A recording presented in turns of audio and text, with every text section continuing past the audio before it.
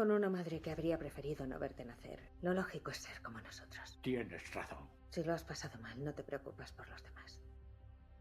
Con una madre que habría preferido no verte nacer. Lo lógico es ser como nosotros. Tienes razón. Si lo has pasado mal, no te preocupas por los demás.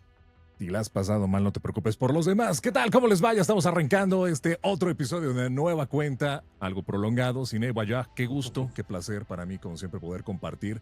Uno que nada, que ustedes que nos estén acompañando, pero también mi querido Dani Galván, Miquel Guillén, Dani Galván, qué gustazo, de verdad, poder compartir de Nueva Cuenta con ustedes. Mi Dani, ¿cómo estás?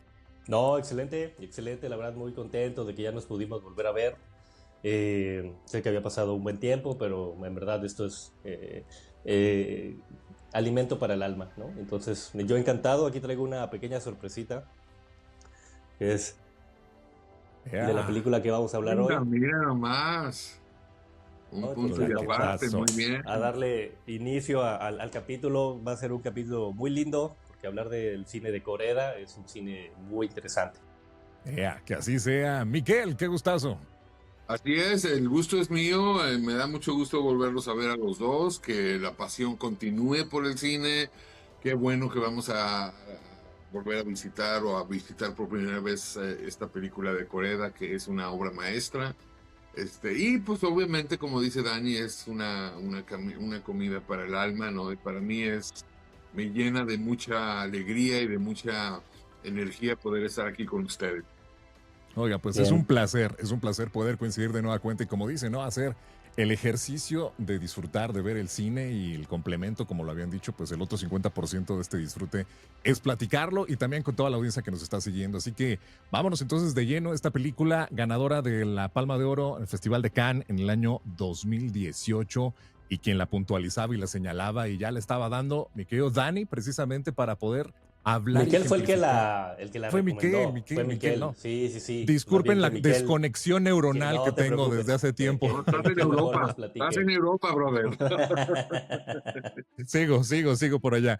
Oye, ¿qué das entonces pie a esto, mi querido Miquel, con un cine que va a ser sensible, un cine que habla de esas, yo lo diría rápido así, y corríjanme, de esas familias que uno va eligiendo, pero que también como que van sacudiendo en algún sentido, porque qué fuerte es toda esta cuando vas descubriéndolo y se te va revelando de a poco, ¿no? Las circunstancias que van envolviendo. Así que, mi querido Miquel, háblanos, disculpa, ahora sí, en por qué y desde dónde seleccionamos y por qué esta peli. Mira, principalmente porque yo me acuerdo muy bien, porque yo la vi en el cine y me acuerdo de haber estado completamente, me voló la cabeza, ¿no?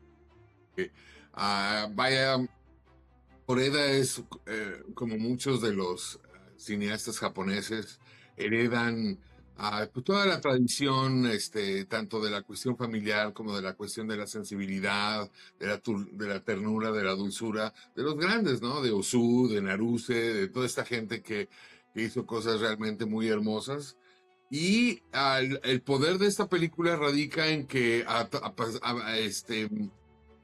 siguió en mi cabeza durante años, ¿no? Y creo que eso habla mucho de la obra y por eso la quería seleccionar para este podcast con ustedes. Una peli que le podemos ver, Dani, desde muchos aspectos. Ya hemos platicado en algunos otros espacios, incluso, ¿no?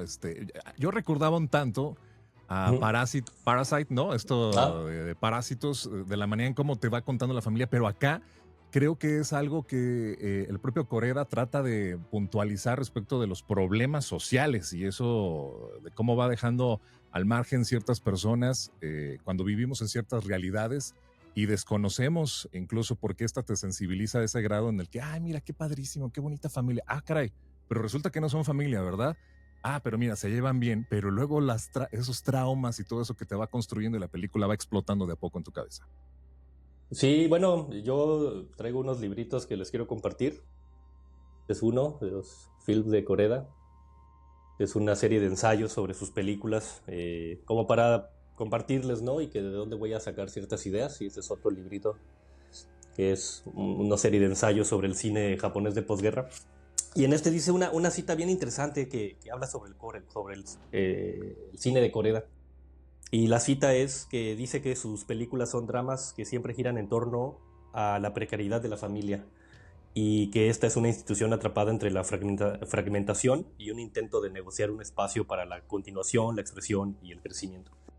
Y pienso que la cita es como muy atinada en cuanto a que Koreda, y en específico esta de Shoplifters, como que trata de una de sus grandes virtudes como director va a ser como poder capturar a los grupos humanos en la cámara, ¿no? O sea, como poder mostrar, porque casi todas sus películas hablan de vínculos familiares o grupales, ¿no? En todos, ¿no? En la de Nobody Knows, estos 4 niños que son abandonados, la de mi hermana pequeña, este grupo de hermanas que se reúnen por el fallecimiento de su papá, la de padre e hijo, que es como estas familias que intercambian a sus hijos, como que su tema central es siempre hablar como de la familia, pues, moderna, ¿no? O posmoderna.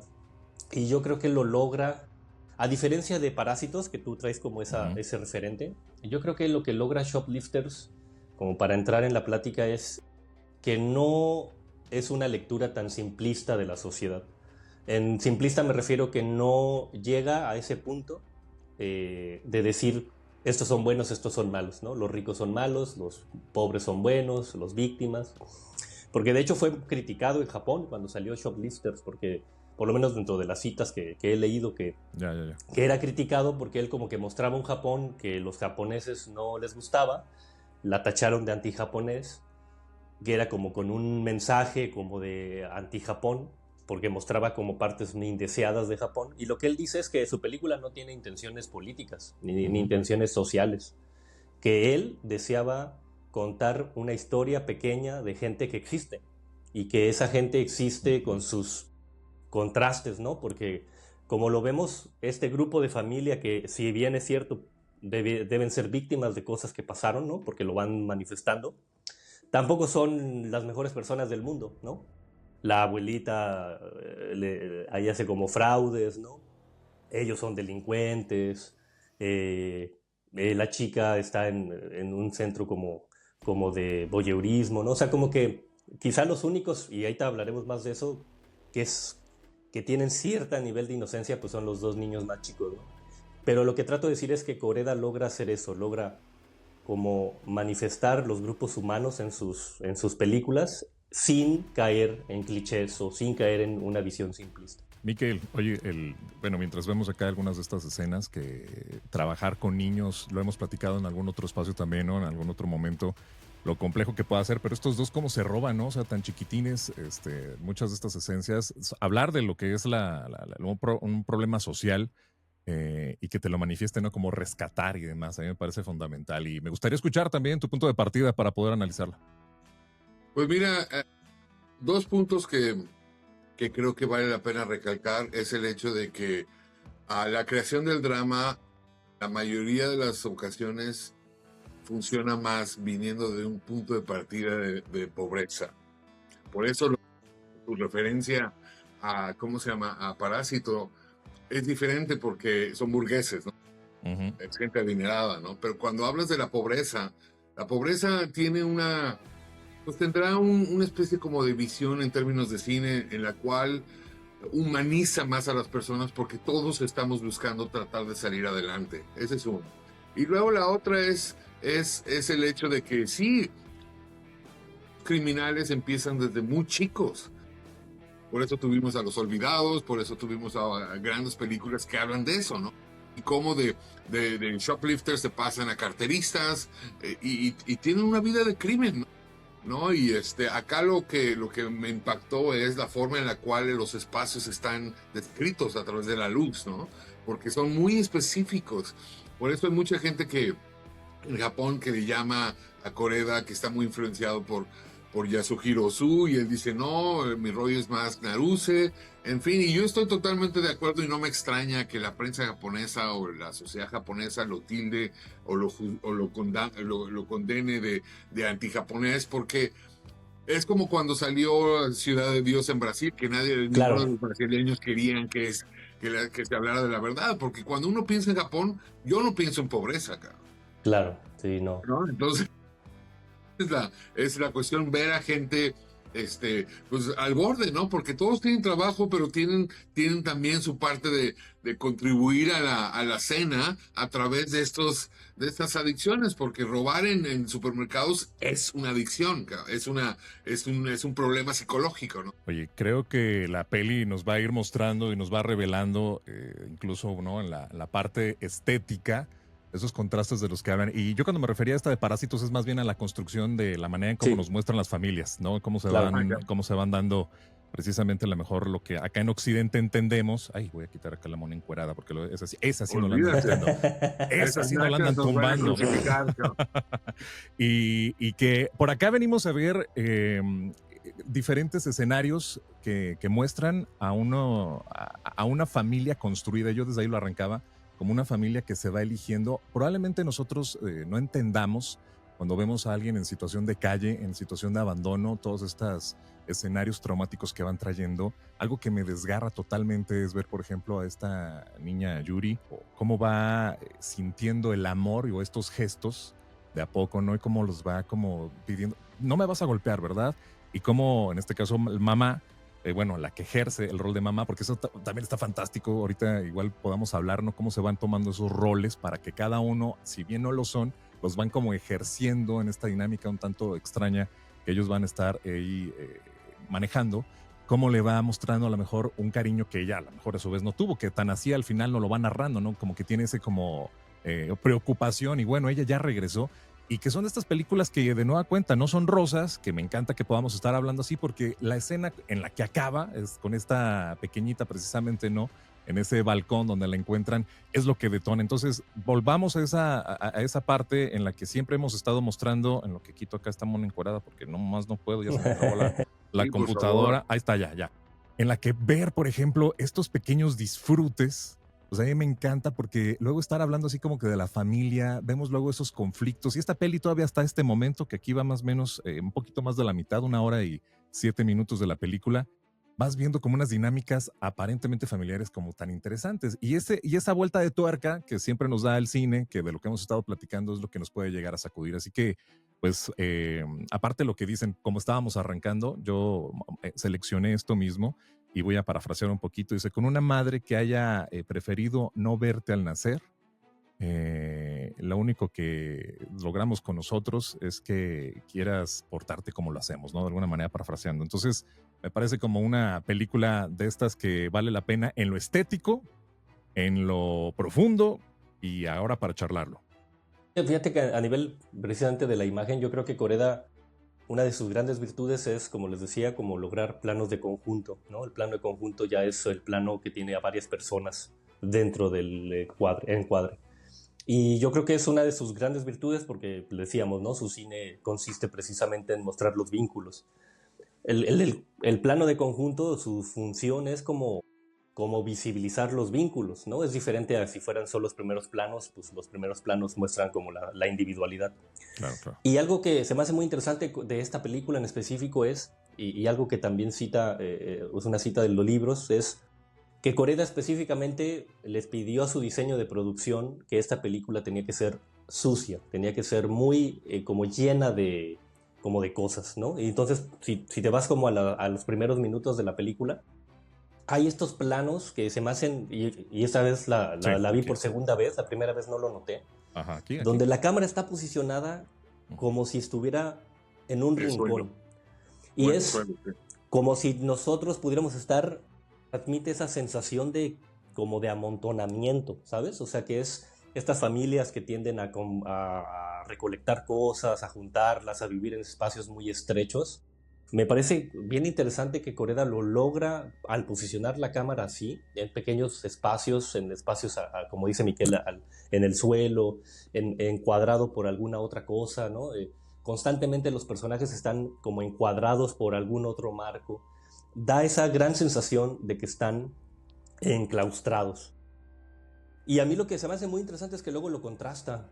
Y lo contrasta en estos grandes planos generales que hace solo de los niños. En las escenas que te pasaba, la del como 12:49, 50, después de que nos muestra como este enclaustramiento, luego Koreda hace este juego de grandes planos generales donde solo están estos niños, como si para mí invitara a pensar que, como este, sí, sí, sí, es un plano completamente contrastante, ¿no? En cuanto a la libertad, en cuanto a la expansión. Y se me hace interesantísimo que sean los niños, porque pareciera que él intenta darle esperanza a estos personajes, que les intenta dar como que son los que pudieran tener más libertad dentro del film. Oh, ok. A ver, busco la otra escena también para poder mostrarla, que es más adelante también, que tendrá una narrativa también. Sí, Koreda irá haciendo como estos juegos de contrastes entre encuadramientos muy cerrados y el momento en que los niños, claro, van a ir a robar o van a ir a jugar o van a hacer cosas y hace, ni siquiera es un plano así como un plano general, es un gran plano general. Yo insisto, como tratando de expresar la libertad que estos niños todavía pudieran tener o la esperanza de que estos niños pudieran todavía desarrollarse. Oye, jugar con la inocencia, incluso aquí vemos, ¿no? Parte de esto, o sea, qué contrastes el ver un niño que sea como su modus vivendi, que se vea obligado a robar para subsistir, para poder sobrevivir, que esto es lo que incluso, bueno, pues podamos estar viendo, pero que también con cierta conciencia, porque él se va negando a ciertos aspectos cuando dice, ¿por qué estás robando? Porque dice la figura del papá que porque de hecho ni le menciona papá, ¿verdad? Durante hasta eso el final, sí será importante, final, sí. Que hay que irlo como retomando. Dice, mientras está en la tienda no pertenece a nadie. Y entonces cuando va a dar cristalazo a una camioneta, dice, pues esto sí puede pertenecer a alguien, ¿no? Y entonces estar jugando con esa dualidad, ver al mismo tendero aquí en esta pequeñita que está a punto de hacer el primer hurto. Hasta con el ritual ese, ¿no? Como de la superstición o algo como la protección. Bueno.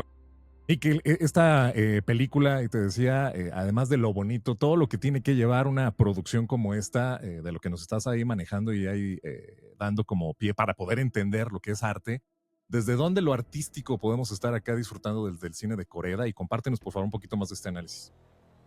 Pues mira, una de las cosas que es muy importante son dos cosas. Una es lo que decía Daniel en relación a los cuadros, a las tomas amplias en contraste de las tomas de la parte de la casa o donde viven, porque la casa en la que viven está súper fragmentada por todo la suciedad y por toda la cantidad de cosas que hay y cómo la luz se centra en lugares específicos, ¿no? Esa es una. La otra es que yo en muy pocas películas he visto que se hablen de 2 temporadas al mismo tiempo, cabrón.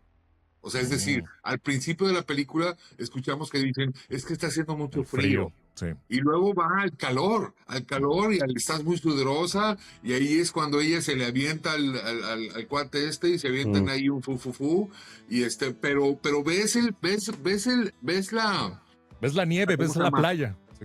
Exacto, ves la playa, pero entonces está dentro de la misma película, hay 2 temporadas, ¿no? Y la otra, que es un tema súper importante, es cómo llega esta niña, Yuri, a ellos, ¿no? Creo que es muy importante hablar de eso, porque, vaya, los niños en Japón tienen mucha fama de que desde muy chicos van a la escuela solos, ¿no? Entonces, posiblemente se perdió, posiblemente los padres eran irresponsables, posiblemente los padres no les importó la niña. Una niña, de hecho, bastante buena actriz para ser una niña. Sí. Bastante bien dirigida.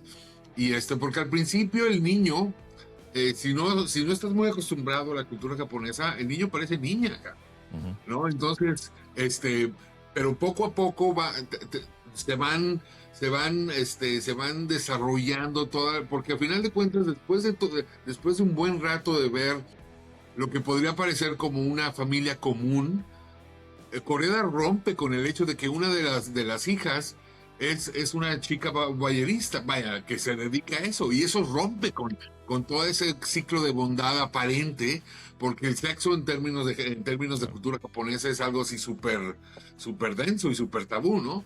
Pero sí creo que las relaciones, o sea, una de las grandes virtudes de la película es que las actuaciones de todos son fuertísimas.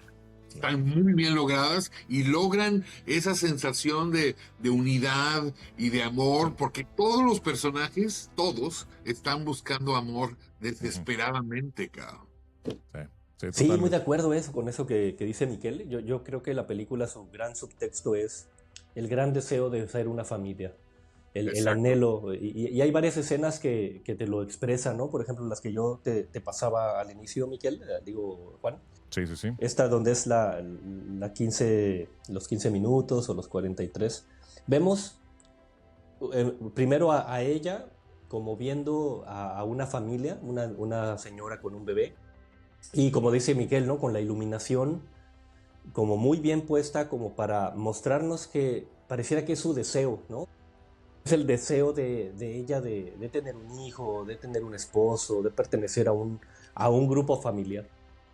Y también lo que decíamos hace un momento, de que por el otro lado el hombre tiene como este deseo de que le digan papá, a pesar de que no tiene como muchos recursos como papá, ¿no? Y a pesar de que él...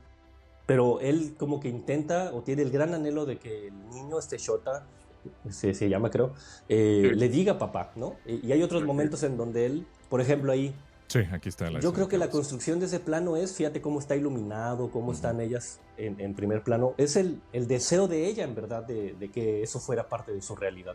Sí, tener familia y construirla. Y luego tienes el otro, el del minuto 43 y cacho, que es el deseo de él de tener un hijo, ¿no? Porque ve ahí a un papá jugando a la pelota con un niño y luego él se pone a jugar con la bolsa. Entonces trato de decir que estos personajes todos tienen como un gran anhelo de tener una familia. Lo que por muchas circunstancias sociales, económicas, humanas, esto es a lo más que pudieron aspirar. Porque la niña viene de maltrato familiar, el niño fue secuestrado por ellos. Esta que nos dices. Esa imagen, el papá viendo a este hombre con su hijo, es como el deseo de él de tenerlo, ¿no? Y es fuertísimo porque es... La abuela les pide, por ejemplo, que se queden con ella para no estar sola, ¿no? Porque todas esas son realidades de Japón que no se hablan mucho, ¿no? El tema de la profunda soledad, ancianos que son abandonados por sus familias, que mueren solos, los grandes índices de suicidio porque la gente está habitando sola, porque no hay muchos vínculos, pero lo que Koreda como que trata de decir en la película es, claro que los japoneses queremos formar familias, claro que queremos, estos personajes quieren constituirse como familia, que quizá el momento más culminante de este deseo es la escena de la playa, ¿no? Con ese plano de conjunto de ellos en las olas, ¿no? Es como, la tragedia es que no pueden serlo. Sí. O sea, la tragedia de la película es que a pesar del anhelo, a pesar de que ahí los vemos como casi una familia hecha, posiblemente para alguien que va pasando dirías una familia. ¿Qué es lo que nos pasa a nosotros como espectadores? Sí. No lo son, ¿no? Y la realidad, que creo que eso es algo bueno de la película, que al final cuando al chico lo atrapan y se descubre todo el desmadre que pasó, etcétera, la película te dice, claro que es lo que anhelan, pero no es la realidad. Hay escenas como esta en la que profundiza mucho esa conexión de la que están hablando. Creo que pocas veces a mí, de verdad, yo no había visto a grado una química así como dicen entre pequeñitos y un adulto. O sea, esta en particular. Yo pensaba mucho lo que dices tú bien, Miquel, de la manera en cómo alguien puede estar dirigiendo a esta pequeñita, pero también la conexión como la actriz misma, ya como adulto, también tiene esa conexión y además haciendo un vínculo de esta cicatriz. O sea, es literal, a la vez es una analogía, pero a la vez es algo muy contextual, ¿no? De lo que está sucediendo en ambos personajes. Hablar de las cicatrices, el mostrarlas, el decir, oye, yo también la tengo, y entonces mimetizarse. Y por eso vamos a entender seguramente a lo mejor ya el resto del desarrollo de la próxima hora de esta película en el que estamos viendo. Películas con esta profundidad, verlas por segunda vuelta. Ahorita alguien de ustedes comentaba precisamente, dice, ahora que tú, Miquel, ahora que la vuelvo a ver, ahora que vuelvo a tenerla, o sea, es esto lo que está provocando. A mí yo les confieso, esta fue la primera vez que la vi, la única, y ahorita mientras la vuelvo a ver es estar encontrando estos detallitos, estar viendo esta parte de lo que hablan de estar hacinados, el observar de nueva cuenta esta relación entre ellas, en estas dos actrices que, bueno, demarcó mucho, y encontrarle luego ya esas simbologías precisamente a todo lo que están haciendo. Aquí justamente también otra más de estas escenas que van a dar pie a esa manera de buscar o no contextualizar a lo que es una familia. Pero luego pasamos ya a este otro acto en el que se nos empieza a develar Sí. todo lo que es esta sociedad, todo esto lo que están hablando. Y de nueva cuenta, venimos a nosotros como audiencia, desde que lo que somos como oyeristas, que es este espacio para ello, a ponernos de qué lado, ¿no? De decir, está bien robar, está bien que estén haciendo esto porque justificará que estén unidos, y al final, de alguna manera, de nueva cuenta, al decir, bueno, pues estos chicos, el papá y el hijo, se siguen viendo. Ella es la que cobra la factura, ¿no? De alguna manera, y ellos se sacrifica. Ajá. Así Y decirlo. ellos siguen en esta construcción como de no querer soltarse. Y esta escena en el autobús mientras se aleja, ahorita voy a ella. Pero para intervenir en eso y ahorita darle la palabra a Miquel, con respecto a esa escena, es interesante que la película en el idioma original no es Shoplifter, sino que un poco la traducción, el título original se llama, perdonen mi francés, pero se llama Koe ni Dashite Yonde. Significa algo así como dilo en voz alta.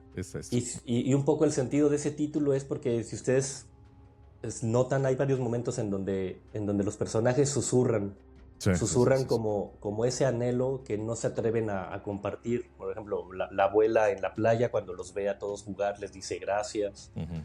O cuando el papá está en una construcción y entra a un cuarto y con un susurro dice, ya llegué, hijo, ¿no? Y precisamente el último diálogo de la película es papá.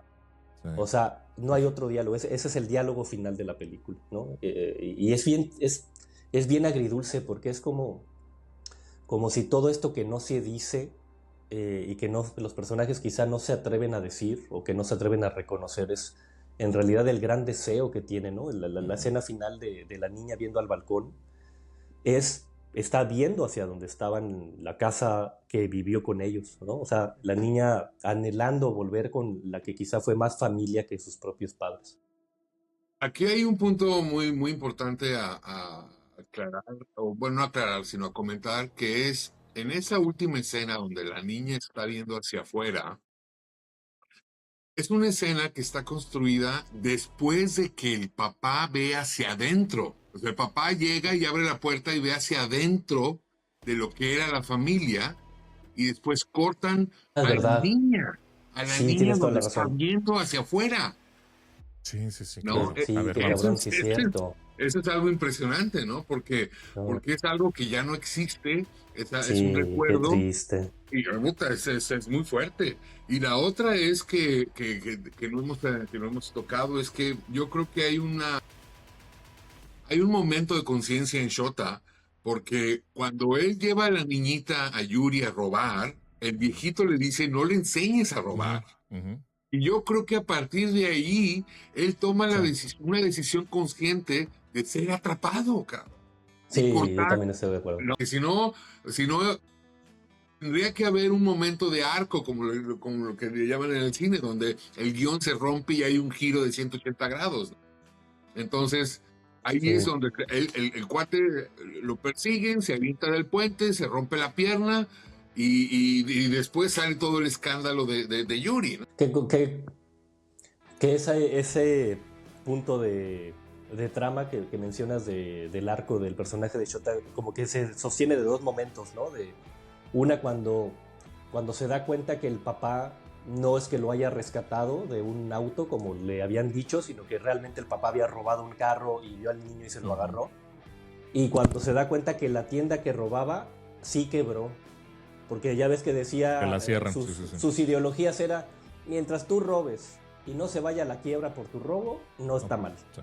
Y yo creo que para Shota fue darse cuenta como un paso moral, como decir, no, claro. Sí, lo que yo hago, lo que hicieron no es cierto, no me salvaron, sino que fue un robo.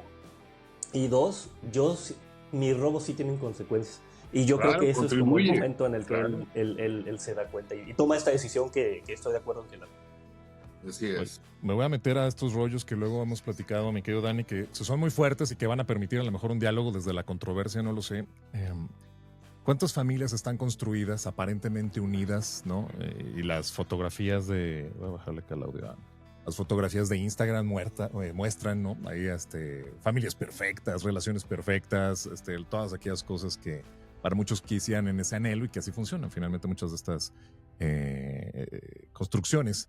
Pero vemos los primeros minutos de esta película que nos muestran a esa construcción. ¿Qué es más válido? No lo hago así como una pregunta que tenga una respuesta, ¿no? Sino más como retórica, en este sentido de lo que estamos viendo, porque para ellos eligen de alguna manera aquellos que son adultos, no los niños, eso sí, porque precisamente qué curioso que el niño, que es el que no tuvo la elección, sí puede elegir romper o desgarrar. Sí, es verdad, claro. Eso, y eso es lo que me parece muy cabrón.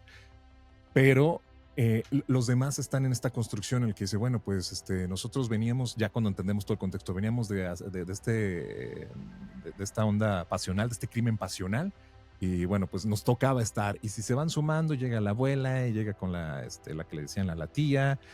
El último elemento va a ser la niña y aparentemente pues van como funcionando, y entonces voy a poner esta parte de lo social, de cómo estamos construidos. Yo tengo muy muy claro, Dani, en un episodio que hicimos también hace tiempo sobre esta película del Hoyo, en el que hablábamos también sobre las capas de realidad de lo que nosotros entendemos y cómo hay ciertos desperdicios en este caso lo ponen de manera muy puntual con la comida, lo entendemos con esa simbología, pero no solamente de eso, sino de tantas cosas que a través de lo social seguramente pues muchas personas, muchas construcciones habrá para entender cuáles son sus dinámicas. Y esta es una particular que seguramente existe como tal, que existirán y están ahí, y no solamente en la cultura japonesa, sino seguramente también cuántas de estas personas que viven en situación de calle a lo mejor entran en estos roles.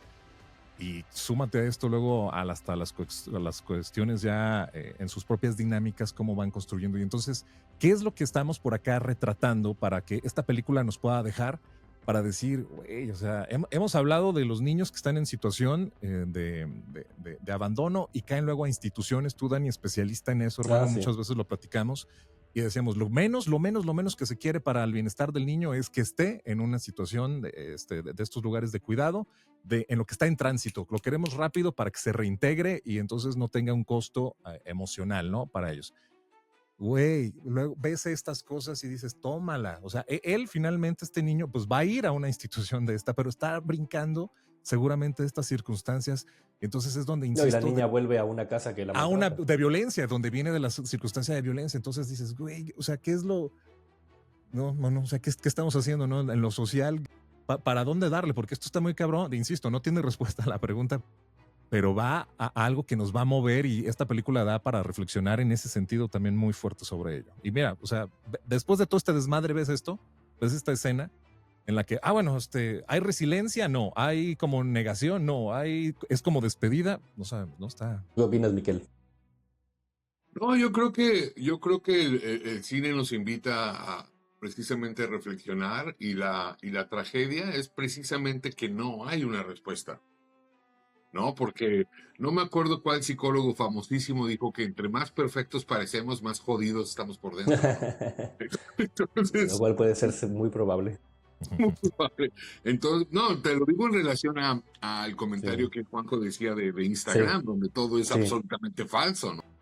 ¿No? Y bueno, entonces, yo sí creo que la belleza de la tragedia y del drama es que nos haga reflexionar. Precisamente eso, ¿no? Porque en el caso de esta película es muy claro que quisieron ser amados, que buscaron ser amados. Lástima que desde la niña que llegó, que supuestamente había sido raptada, hasta la abuelita que fue enterrada en la misma casa, o sea, una serie de contradicciones, tanto de morales como emocionales, ¿no? Porque al final de cuentas, todos sufrieron, ¿no? Y ese periodo momentáneo de belleza y de elixir del amor familiar se desmoronó, ¿no?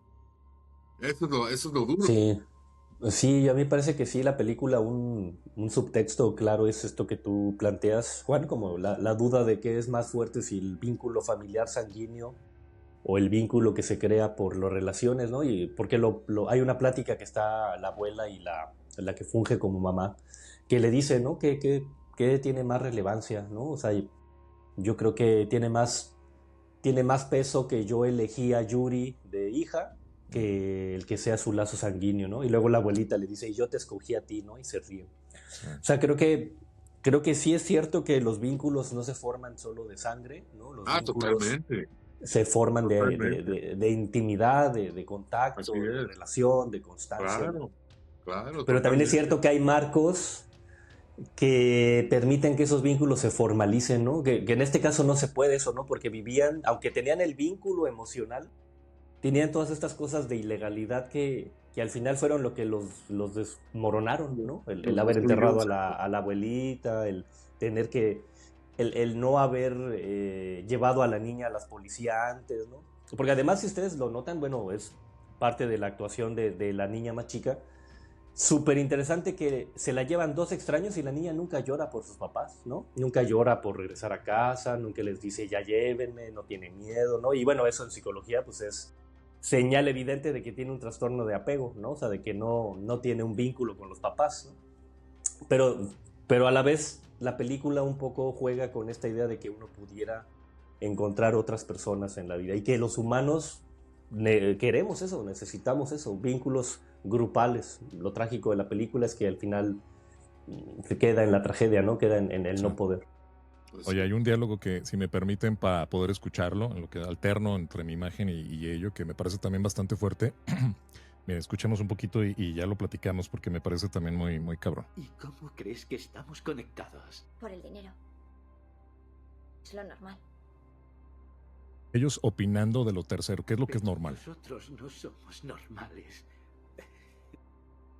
A ver, esto es lo que quería llegar. Nosotros no somos normales, o sea, que tú solito te segregues, que tú solo puedas como entenderte y que cuál es tu lugar en la sociedad, o sea, que llegues a este punto que como una familia construida esta la que vemos, cuando empieza, esto pasa al minuto 44, en el que todavía no se nos revela todo, ¿no? Y aparentemente vamos entendiendo que pues sí se van como conformando de qué estructuras o cuáles son como los roles de cada uno de ellos, y vamos entendiendo poco a poco que no son familia, que fue así construida esta. Y cuando dicen esta parte, a mí me llegó muchísimo y por eso lo pongo acá y lo había destacado y lo había elegido porque quería soltárselos en algún momento, en el que uno, como parte del arte, ¿cuántos de estos artistas, tú, Miquel, nos has hablado esta parte, ¿no? En el que ser autor, ser artista, también te va involucrando en esta parte en la que dices, de pronto no encajo, pero yo quiero mostrar y quiero estar haciendo este tipo de muestras para que así se vean lo que son las propias perspectivas y que acá se nos esté mostrando esto de que hay grupos en los que dicen, yo no voy a entrar en esto, los normales hacen esto porque tienen normalmente el dinero es lo que los vincula según lo que acá acabamos de ver y escuchar y que ellos justifican, pero nosotros no somos normales, o sea, nosotros estamos como punto y aparte y estamos al margen de lo social, de lo que se está haciendo, y entonces todo esto, de lo que yo les preguntaba hace un momento, estará justificando nuestros actos. Me parece profundamente, a mí cabrón, esa parte que se te empieza a revelar en los primeros 40 minutos.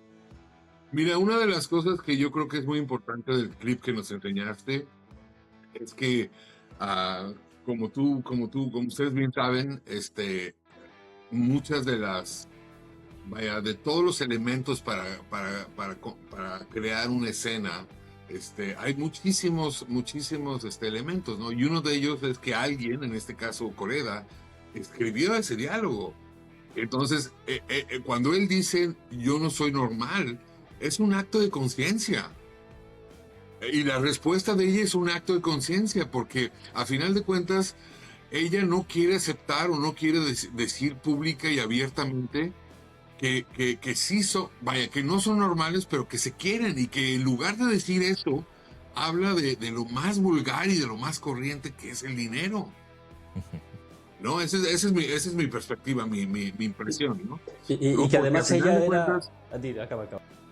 él está diciendo, no somos normales, porque él está haciendo una lectura de conciencia en relación a que él es un raterillo, que él es un fracaso como persona porque nunca tuvo éxito en la vida. Porque el éxito en Japón es súper importante. Sí. Por eso, cuando vean ese tipo de cosas, los japoneses brincaron, ¿no? Porque dicen, no, como en Japón no hay pobres, sino todos somos de éxito y somos una nación que pudo lograr salir de Hiroshima y Nagasaki, que realmente fue cierto, ¿no? Que se levantaron de una forma impresionantemente rápida, ¿no?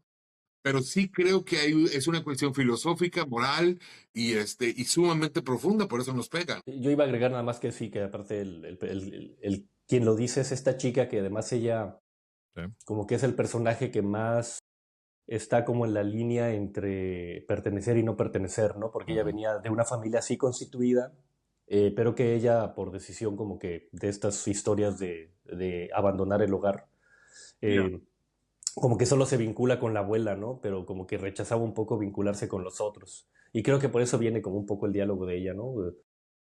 Pero sí, estoy de acuerdo con lo que dices, o sea, la gran presión que hay sobre el japonés en cuanto al éxito, y yo creo que es como interesante que se manifieste acá. Claro, inclusive hay hasta, bueno, eso lo vi hace relativamente poco, pero hay una forma relativamente nueva en Japón que tú pagas una cantidad y literalmente te desaparecen de la sociedad. Oh, wow. Y No esto es, sabía o eso. sea, ¿no? Porque es tan fuerte, tan dura la soledad. Inclusive hasta hay un nombre para esta gente que se aísla tanto que Ah, están sí. que no me acuerdo cómo se llama, pero que están toda la vida en una computadora y nunca salen. Yo no sé cómo pagan la renta ni nada, pero bueno, el caso es que Sí, es terrible la soledad, ¿no? Y el hecho de que alguien quiera desaparecer, que no haya sí. rastro ni gubernamental ni de nada, o sea, es terrible, pero bueno. No, es interesante, ¿no? Hablar de ese tema. Hay otra película que no, la recomiendo por si la quieren ver, de este autor, este director llamado Kiyoshi Kurosawa, que se Ah, llama sí, Tokyo Sonata. Y en ah, sí, Tokyo Sonata se trata de un hombre que tiene una familia también como muy tradicional, pierde su empleo en una crisis económica en Japón como en los 90s o inicios del 2000. Y lo que él hace es empezar a fingir que va a trabajar. Como todos los días sale y se pone el traje y todo y finge que va a ir a trabajar y obviamente se va con un amigo, se va a ir a comer a estas como fondas para los desempleados, porque el peso para el japonés de perder un trabajo, de no estar funcionando económicamente es durísimo y entonces es mejor fingir o es menos angustiante fingir que me salgo al trabajar y así vivir. Y esa película en particular también habla de la familia japonesa, es una película muy interesante y recomendable y que toca también esos temas que son muy japoneses, o sea, estos temas me refiero de soledad, de fracaso, de la presión social. así es. Oye, pues con esta cierre de lo que estaban hablando sobre lo que es las diferentes culturas, los contrastes, verlos nosotros acá desde Occidente, pues puede mostrarse así, lo que puede representar para, en este caso, a una cultura como la japonesa, que hablan ustedes de cómo fue rechazada, ¿no? El poder verse así. Y eso nos pasa, ¿no? En lo cotidiano seguramente. Hay otro cine que en algún momento por acá también estábamos hablando que valdría la pena, ¿no? En este caso de Medio Oriente, ahorita ya a propósito todos estos conflictos de los que están existentes podrían mostrarnos y sacudirnos un tanto de todas esas realidades que valdría mucho la pena también explorar. Y por otro lado me quedo también que fíjate, yo no había investigado tal cual como lo que nos compartías, mi querido Dani, más allá de estos de que sean estos rateros, entenderlos así con el título, sino ir más a la profundidad de lo que dices, de eso del que callas, de lo del rumor, de lo que se queda, o sea, ya volver a verla ahora bajo esa premisa de todo aquello, dices, güey, ¿cuántas veces nosotros estamos a lo mejor, insisto, lo que nos podemos quedar omitiendo, no contando, no diciendo ese peso de lo que trae y esa escena final en la que podemos ver al papá corriendo detrás del autobús precisamente para poder dar pie a eso y escuchar ese murmullo, pues da un doble peso, ya ahorita ya que lo estoy viendo de nueva cuenta. En su momento para mí, de verdad, este es el momento en el que pues ahora sí el ojito Remy, ¿no? Dice, hijos, ¿qué es lo que sucede acá en esta parte? Pero ahí lo voy a dejar para que se escuche. Sutil ese murmullo. Y bueno, finalmente de ahí pasamos ya a la escena en la que, bueno, se construye esto que nos estabas compartiendo también, Miki, que, bueno, insisto, luego muchas veces yo en lo personal, bueno, también había pasado desapercibido también el momento de lo que hablas, ¿no? A lo mejor hablar los flashbacks y obtener todo esto es también muy, muy cabrón, muy perro ahora entenderlo y verlo desde así.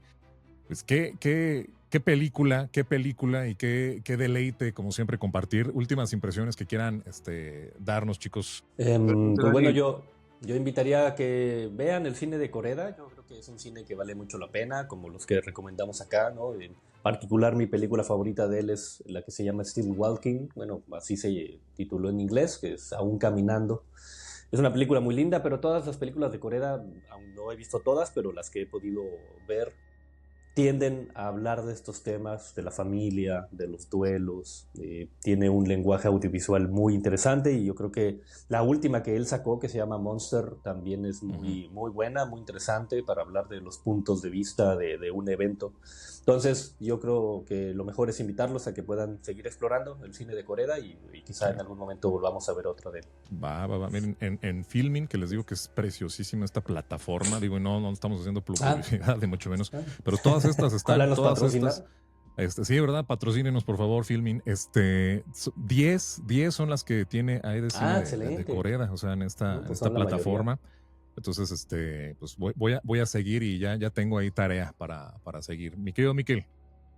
Sí, no, pues yo lo que recomiendo es que no solamente vean esta película, sino de Shoplifters, que creo que es fundamental, pero creo que también es muy importante que la gente trate de aventarse a ver algo que nunca han visto, o aventarse a ver una película que no tiene nada que ver con todo el abuso que Hollywood ha hecho sobre nosotros, ¿no? Entonces, y que rompan ese miedo y que lo vean, y esa sorpresa de descubrir algo hermoso es divina, es muy fuerte.